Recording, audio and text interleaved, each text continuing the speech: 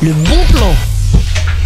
Allez, si passe, on en est où? Adrien, vous en avez marre des touristes pendant les vacances. Vous avez donc décidé de faire 100 cette année. Vous avez triangulé tous les meilleurs lieux de France pour avoir la destination parfaite. Vous avez appelé les 2400 offices de tourisme sur tout le territoire. Un tableau avantages et inconvénients. Et vous avez le meilleur endroit pour partir en vacances sans croiser ces connards de touristes. Et le pire, Adrien, j'imagine que votre étude a déterminé que c'était Dijon le meilleur endroit. Pas du tout, Raphaël.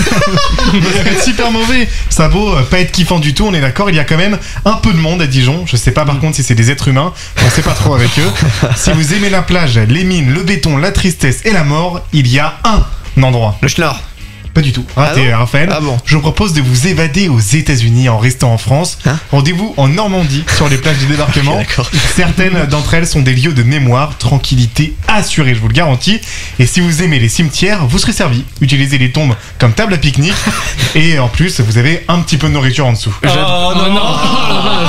J'aime pas le sud, Toulouse, Fréjus, Marseille. Je trouve que c'est une horreur. Pas de soucis, Raphaël. Direction Le Havre. Super bourgade de bord de mer, très bétonné. Seul problème, il y a personne et c'est moche. Non, moi je veux de l'herbe. Vous savez que c'est complètement illégal en France. De la végétation, Adrien. Ah, des arbres et tout le bordel. Oui, exactement. Pas de soucis, je vous propose un lieu atypique. Il s'agit de la base militaire de Mondement-Montgivroux. C'est dans la Marne, un lieu bucolique avec un bâtiment de 2658 mètres carrés qui se trouve au cœur d'une parcelle de 16 800 mètres carrés. Merci Stéphane Plaza. Faute d'avoir été entretenu et noyé depuis longtemps sous la végétation, vous vouliez de la verdure? Vous en avez. Merci Adrien. Et attention, petite subtilité, cette base accueillait autrefois une centaine de militaires qui avaient pour mission de réarmer des roquettes allant dans des avions de l'armée de l'air. C'est le cas de m'assurer puisque ce lieu de stockage qui s'est illustré en 1957, la mauvaise manipulation d'un obus avait entraîné une succession d'explosions meurtrières. Donc vraiment un lieu d'histoire.